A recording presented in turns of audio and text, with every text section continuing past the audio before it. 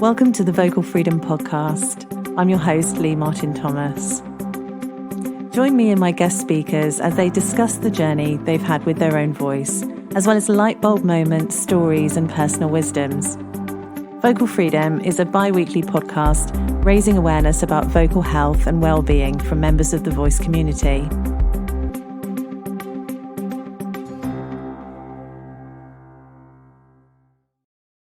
My guest this week is Kerrie Obert. A singer herself, Kerrie holds degrees in both musical theatre performance and speech-language pathology.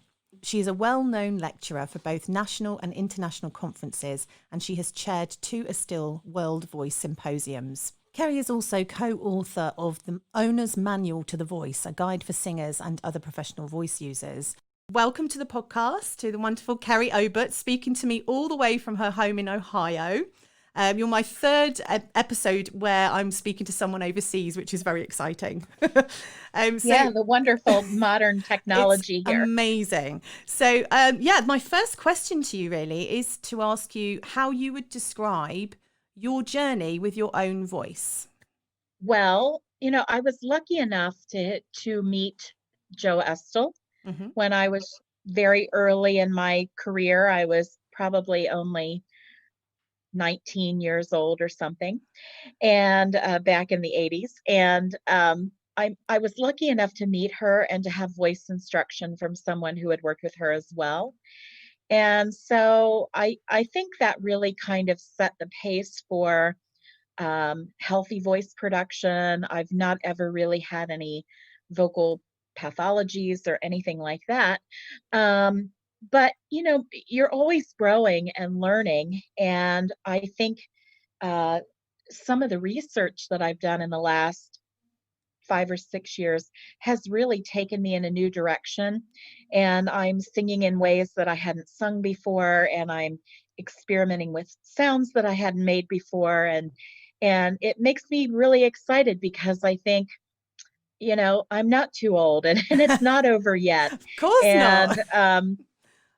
That was one of the things that I always loved about Jo Estill, was that she really didn't get started till she was in her 40s or 50s. I mean, she was doing a lot of her research in her 60s and 70s, and so I sort of take heart by all that and thinking there's still a lot of time left, even though I like to say I'm past the halftime show, but hopefully I've still got time to keep growing. Absolutely. I mean, I was lucky enough to sit with you for a few days last year when you came to the UK and gave a 2-day course about your Twang research and on all the wonderful discoveries. Or, it's always, isn't it? We don't know if it's going to change in a year or change in 2 years, but it seems as if you found out some new stuff, which was exciting.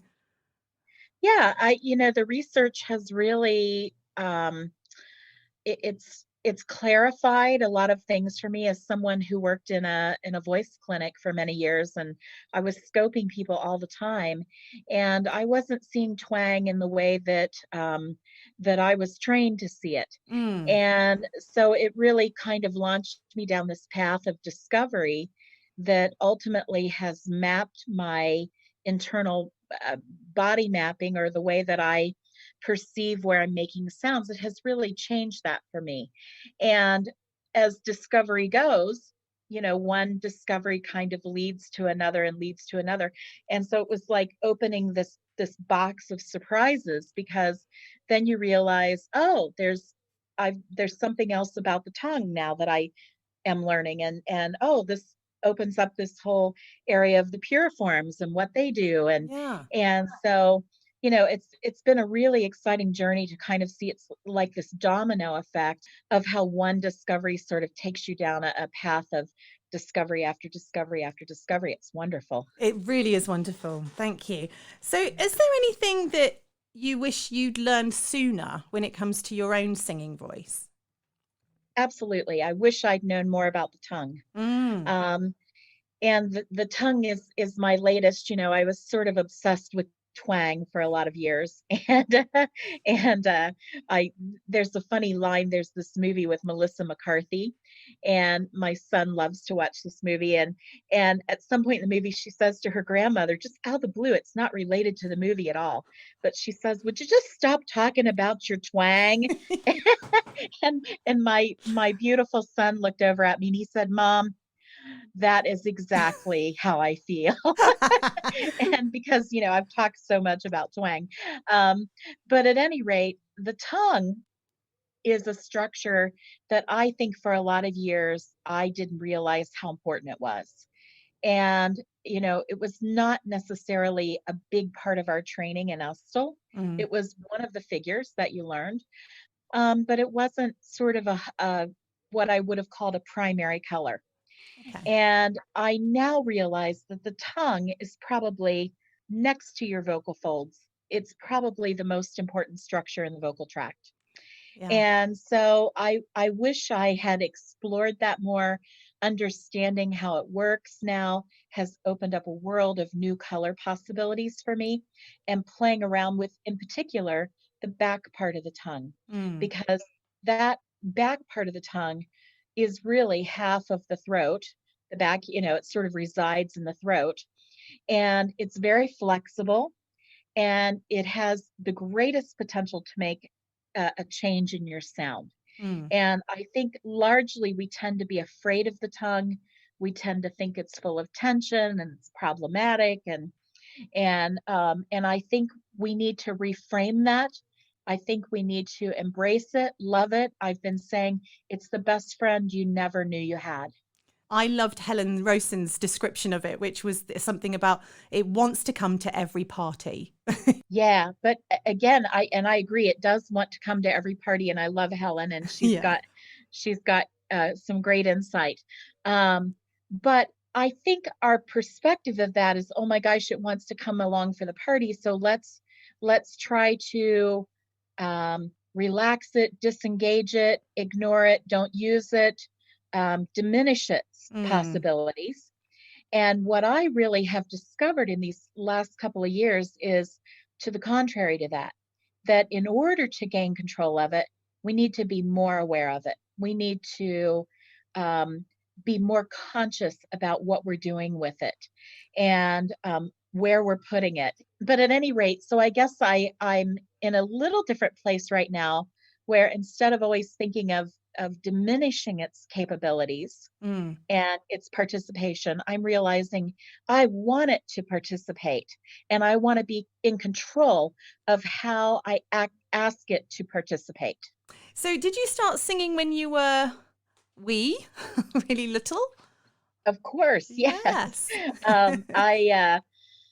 Yeah, I started taking piano lessons about third grade, but I sort of always remember dancing around and singing as a small child, and being, loving the musicals on TV. And Mm. I went to this fine arts summer camp one year, and we had a talent show, and if you won the talent show, you got out of all your chores for the rest of the week. Amazing. And I remember this guy asked me if I would enter the talent show with him, and we put a little act together, and I sang and he played the piano, and we won the talent show. And so we got out of our chores for Oh, the rest of the amazing. week at the That's camp.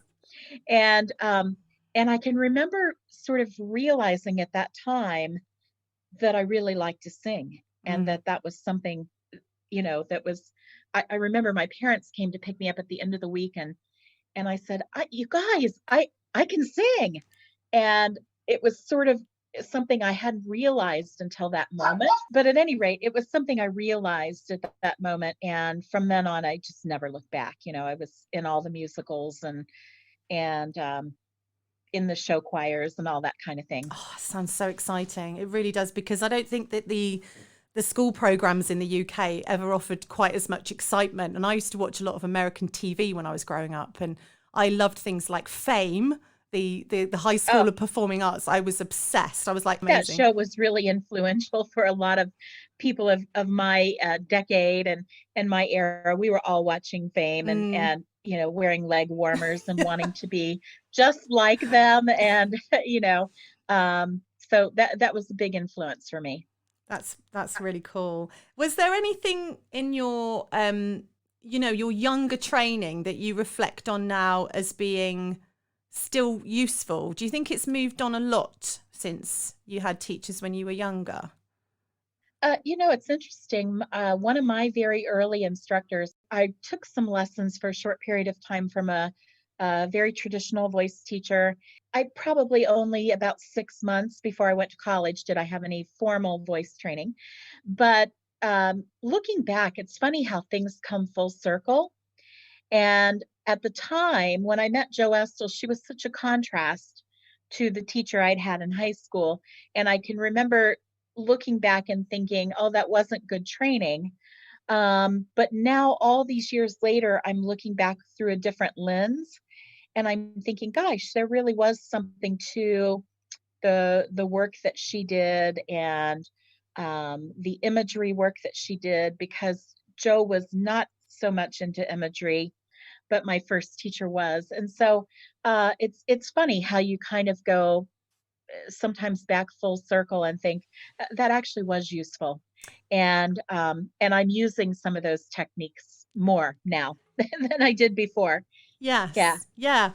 I think I can completely relate to that actually, because I had a voice teacher when I grew up in the south of England, and I worked with a male teacher who taught from his shed. And Uh-huh. he'd had some success in the sort of 60s with a band, and he'd written songs and he'd made money. And I think he'd basically lived off the royalties, and he set up a little studio, which was, it was quite a nice shed. It was all furnished and had a little studio inside of it. But I look back on that instruction, and I felt very confused at the time because I was about 12, 13, and the imagery idea and, can you sing that again, but could you make it more chocolatey, or, that kind of instruction. And I would be like, Hmm. and I remember going home to my mum and saying, yeah, my teacher says I need to eat more chocolate to be a better singer, because I just misinterpreted what he meant by make your voice more chocolatey. I was like, Hmm. okay, I'll go eat more chocolate then. It was a really strange Hmm. thing. But it's, yeah, I mean, Yeah, you have to use all sorts of ideas to get through to children, don't you, really? that's true. That is true. So, We can't get too well, one technical. of the things I think that I've kind of come back around to is thinking a little bit more about the breath. Mm, And, that's something in our Estel training that we don't spend a lot of time on. And Jo always said that that was because she hadn't done a lot of research on it. mm, And so she didn't want to get into an area that she really hadn't sort of gone into and figured out. And so I think, that's something now I'm kind of thinking a little bit more about and thinking, there's something useful mm. to this pedagogical information that's 400 years old and that has stood the test of time. I mean, it must have stood the test of time because there's something useful to it. And so again, it's that idea of kind of allowing yourself to be open to reconsidering things or thinking about them with a new lens. Would you like to share any light bulb moments? Yeah. Well, I've had some of those in research, of course.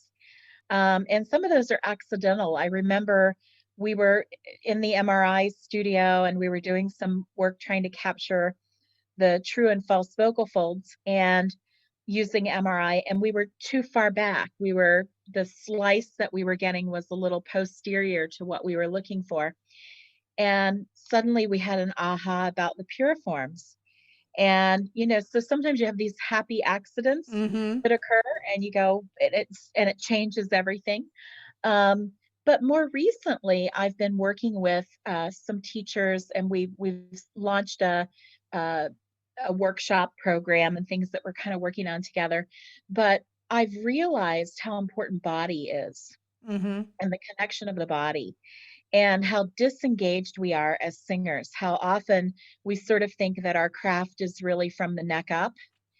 And in fact, the whole body is so important in creating not only the sound, but the character, the overall effect of what's happening. And I think that's been an aha for me recently to kind of stop being so disembodied and to think about, how can we really integrate or use the body to facilitate the sounds that we want to create.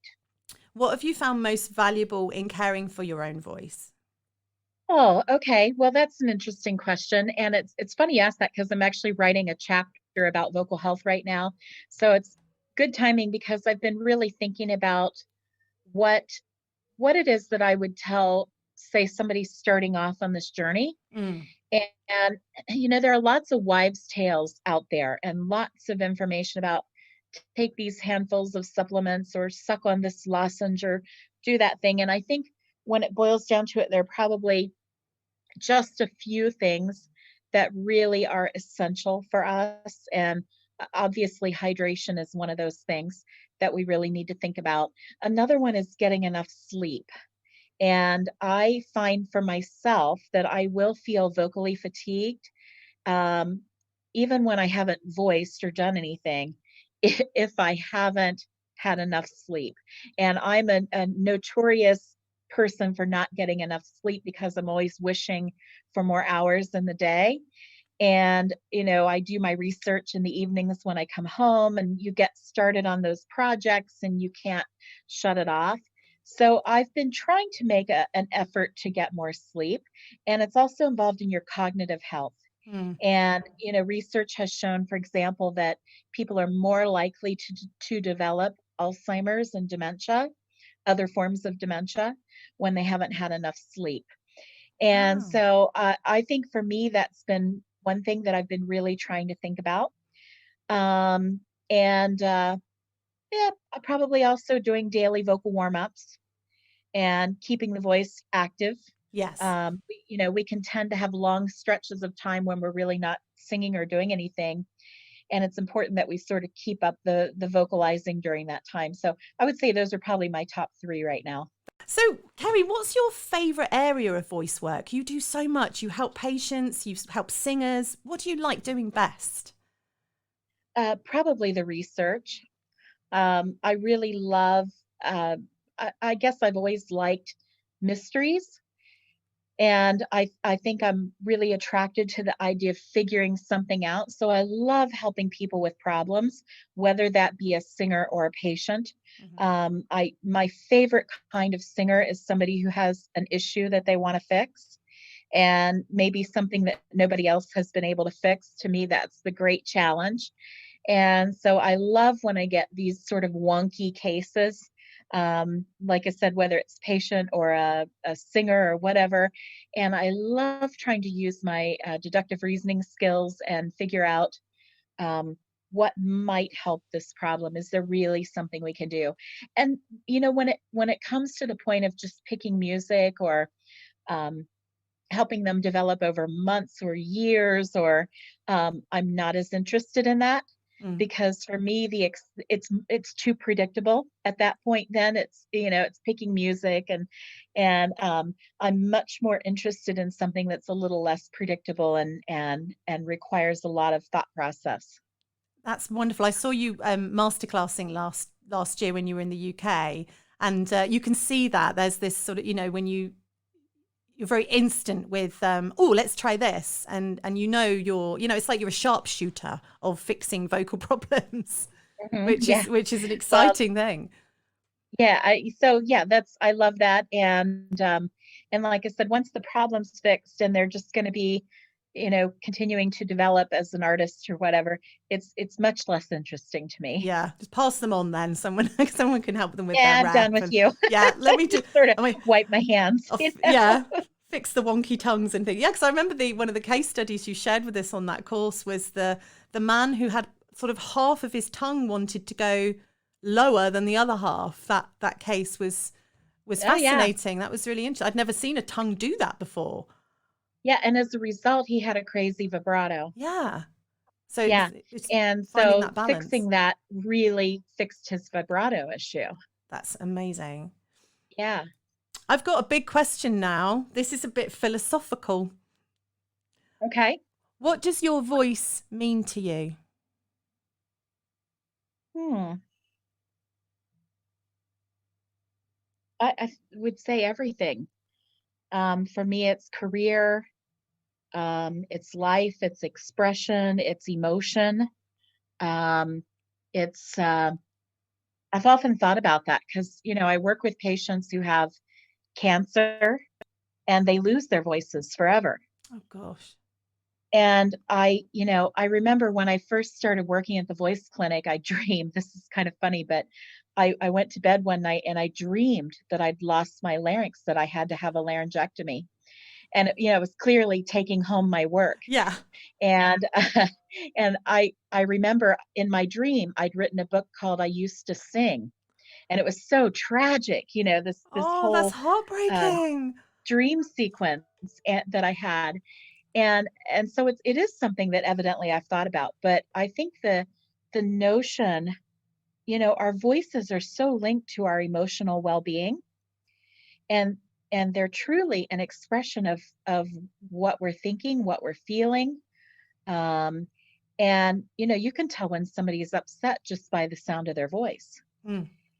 And that's not always the case in this era of email and other things, but I mean, your voice is really your emotional barometer.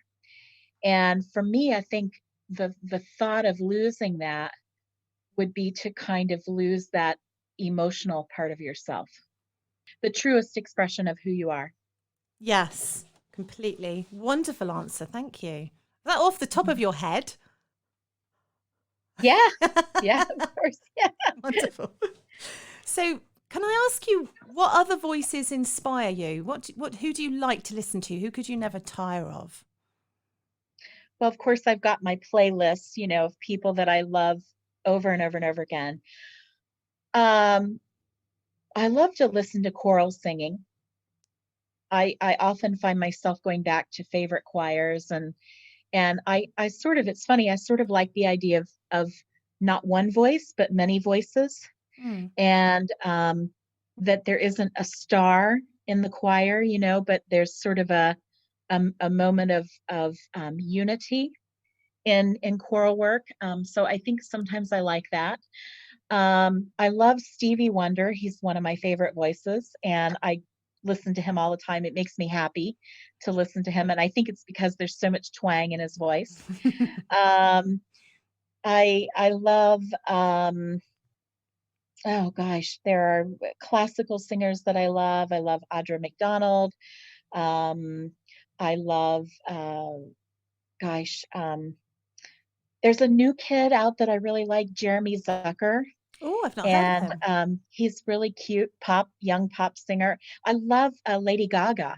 Oh, Her me voice is too. so interesting and she's so talented. That Yeah, gal, she can do anything. absolutely. Um, and so I don't know.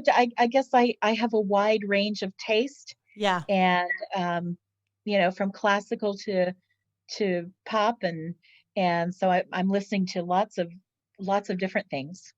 Yes. And with the podcast title being vocal freedom, what's your idea of what vocal freedom is? I think vocal freedom is being able to do what you want to do with your voice, being able to express in the way that you want to express, and not feeling limited Mm. because you don't know how to do it or because you haven't figured out how to make it work.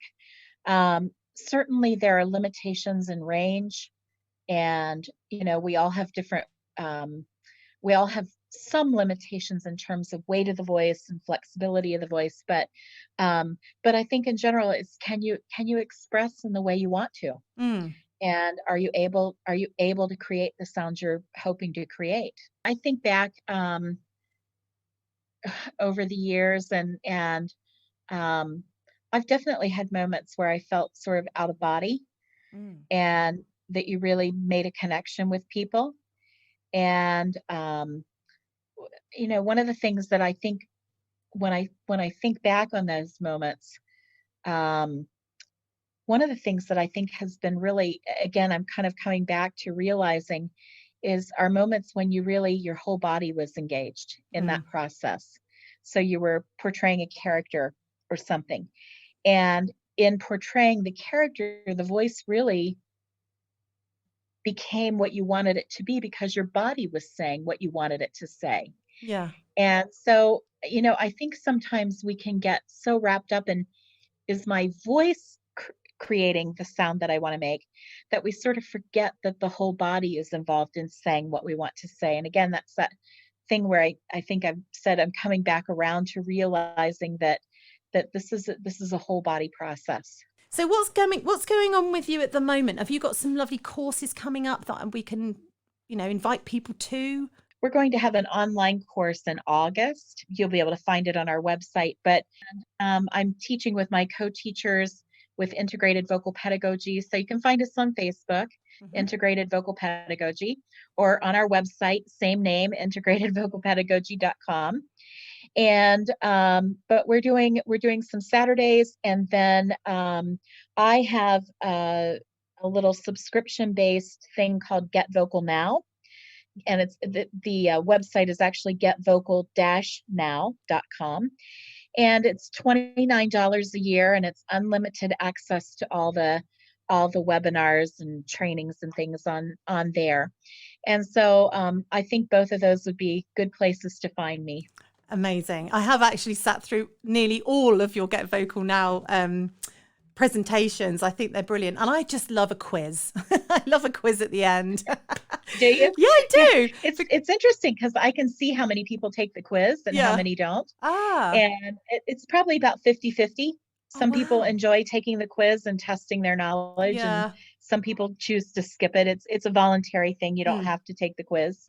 But I'm like you. I want to know if I actually learned the material. Yeah, definitely. Yeah. Yeah. I think it's just, yeah, it just settles in my mind that I've understood something. If I get a quiz question wrong, I'm like, oh, what do I not understand? I'll watch that again then. I just want to make sure that I've got the right Well, ideas. it could also be that I just keyed in the wrong answer. No, hopefully not. I think I did okay. It was all right. But Yeah. yeah. I would just say that, it's really useful to think about, um, again, that concept of remaining open, remaining curious in life.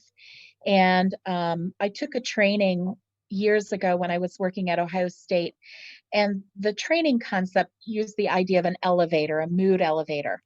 And that, if you come in the morning and your mood elevator is below ground level because you're upset about something, your ability to take in new information is going to be really bad. It's going to be really poor. Mm. And so the idea of this mood elevator was that the ground floor, that if you could at least come in at the ground floor every day, and they called that level remaining curious, Ah. that it really changed how you received information from others, and how you interacted with others. And so instead of thinking, let's say you're sitting in a board meeting and somebody presents an idea that you think is the dumbest thing you've ever heard in your life. So instead of thinking that is just the dumbest thing I've ever heard in my life, if you can remain curious, the curious person would say, I wonder why they think that's a good idea. I wonder what made them come to that conclusion. And if you can begin to have that curiosity, it ultimately changes how you receive the information. And it may lead you to understand how they came to that conclusion. And in fact, it may lead you to understand that they're right. And so I've been trying to live by that concept for the last several years. Mm.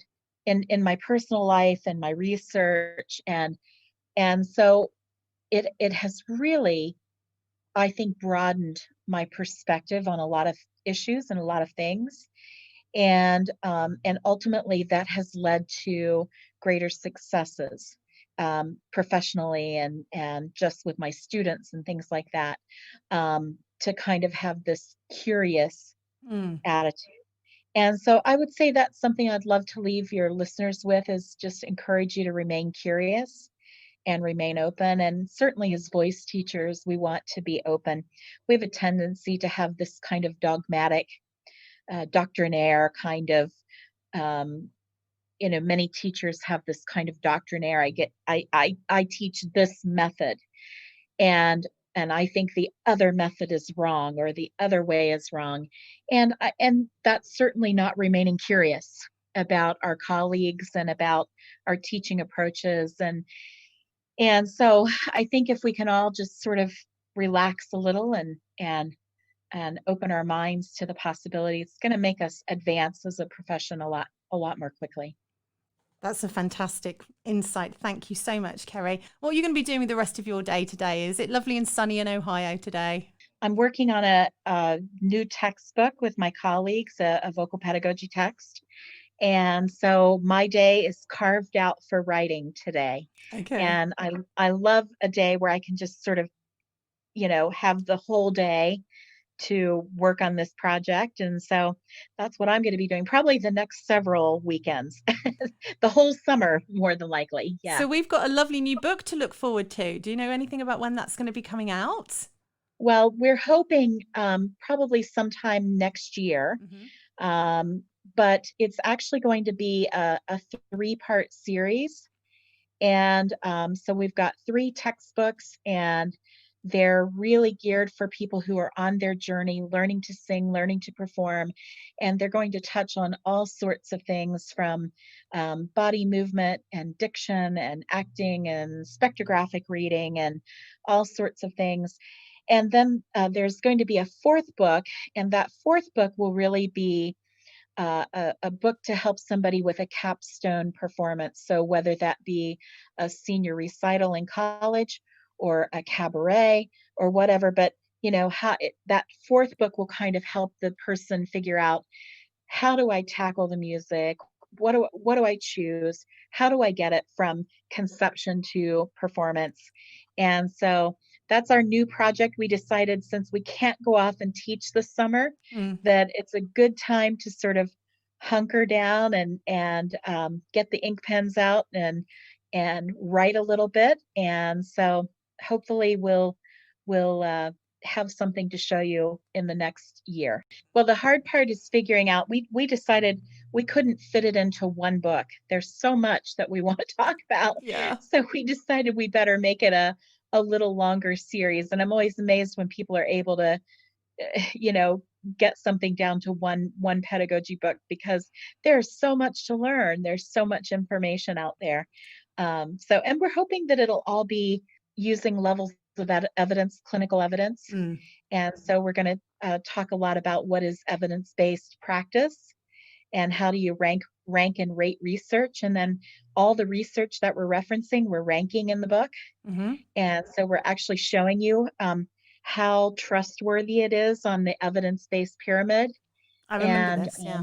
I remember this so, from your yeah. course last year with the, actually that was very insightful, because I'm not a researcher at all. And I didn't realize a lot of, you know, was it the further down the pyramid you go, the more Yeah. opinion based it is, really. That's right. Yeah. And the more likely it is to eventually be shown to be wrong. Yeah. And so, textbooks are shown to be wrong 80 or 90% of the time, Wow. which is just crazy. It is crazy. Mind-boggling. We've got to be okay with understanding that anything we read, we need to read it with a critical eye, and thinking about, here in the United States, we have these gossip newspapers. I don't know if you have those in the UK, these little, and they're usually wrong. They're usually, oh, such and such an actor was stepping out on his girlfriend, and Yeah. we captured a photograph of them, and those sort of tabloid kind of publications. Yeah. And I think sometimes if we could realize that research is like that as well. Are we reading something in the New York Times or the Wall Street Journal, or are we reading something in the gossip tabloids? Yeah. Where they saw a UFO who, took some superstar up, and, it's definitely not going to be true, right? Yeah. But I think often in music, we're not as aware of this kind of research world. And that because I think we just think, well, it's research, it's true, but there's this whole continuum of validity in research, and like I said, from the most reliable sources down to the gossip journals. And unfortunately, as we both know, in singing, there isn't as much research. So you often draw on, sports research and things as well, don't you? Where you kind of look at the studies that have been done, but not necessarily on singers. There's not as many, are there? No, and even, I'm writing a chapter right now on warmups, and there's not a lot of research on the effectiveness of vocal warmups. And so then we go to things like sports warm-up, and even the use of the term warm-up, which in sports typically means that you're raising your core body temperature. And so you're literally warming up. And the warm-up concept is so that it reduces the risk of injury. But we don't use that term in the same way in voice, right? We think of warming up as just getting the voice ready to sing, but we wouldn't necessarily think of it as raising core body temperature. And so yes, we do go to sports medicine and some of these related fields, and some of that is useful, but some of it isn't. Some of it doesn't really translate to vocal fold muscles. I mean, when you think about comparing studies on biceps to, the two tiny little structures that are the vocal folds, that have really a very different kind of cellular makeup, those things may not translate as well. Absolutely. Enjoy the rest of your day. Thank you so much for joining me. Thank you for joining me on the Vocal Freedom Podcast. I hope you've enjoyed the episode, and we'll move into your day with a bit more vocal freedom, feeling that you can express using your voice and let the world hear what you have to say. Visit colchestervoiceacademy.com/podcast. Sign up to be kept informed as new episodes are published, and consider joining our online community. Membership to this will allow you to post questions to our guests, link you to show notes, social media links, and entitle you to exclusive offers from our guests. See you next time.